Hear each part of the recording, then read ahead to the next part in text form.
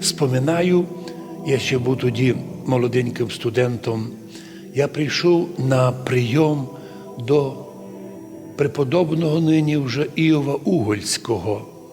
Він такий був унікальний старець, а бороду мав таку довгу і білу. І що тоді мені сказали, куди йдете?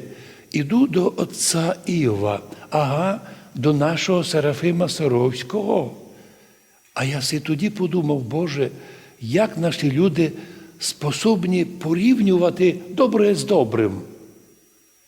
І я прийшов і дійсно, я відчув ту радость, яку колись відчували у преподобного Серафима Саровського.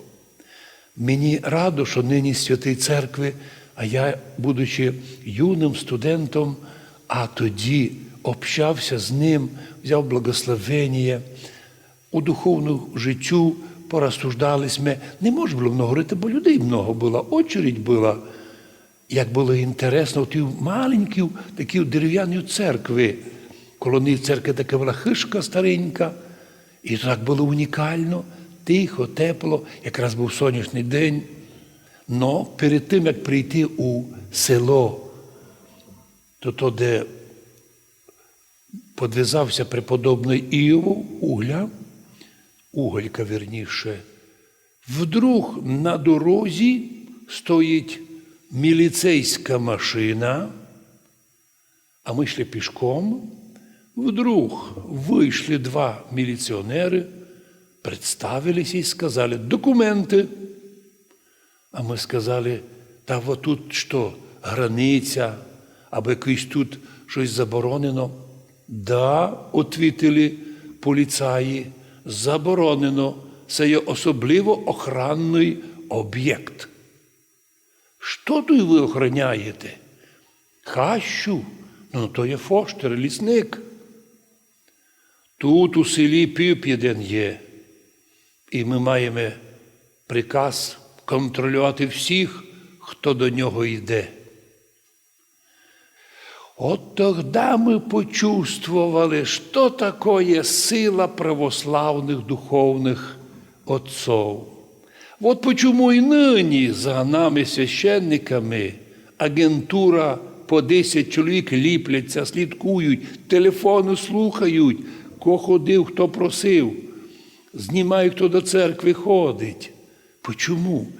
Ведь наоборот, могли радувати і казати, ідіть, люди, до того святого чоловіка, бо він призиває до чесності, до святості, до мира, не пити, не курити, бути красним громадянином тогдашньої Совєтського Союзу, Української, безбожної соціалістичної республіки.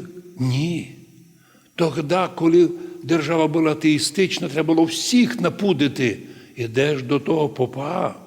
Так от, ти тоді неблагонадіжний для строїтеля світлого майбутнього.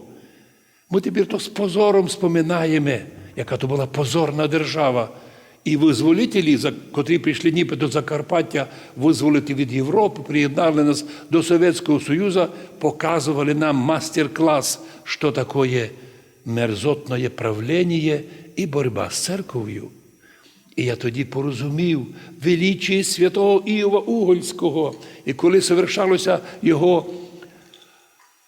освящення, признання його за святого, так по церковному канонізація, ми не знаємо откуда, но порядка 20 тисяч людей збиралося, йшли люди, щоб дати дань.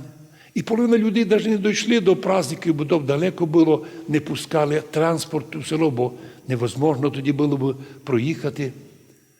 Но недаром іще Давид казав в одному з псалмів, чесна пред Господем смерть преподобних Його. Відчуваючи поміч святих наших преподобних, ми й тут, діти Божі, без боязні, дивлячися на завтрашній день.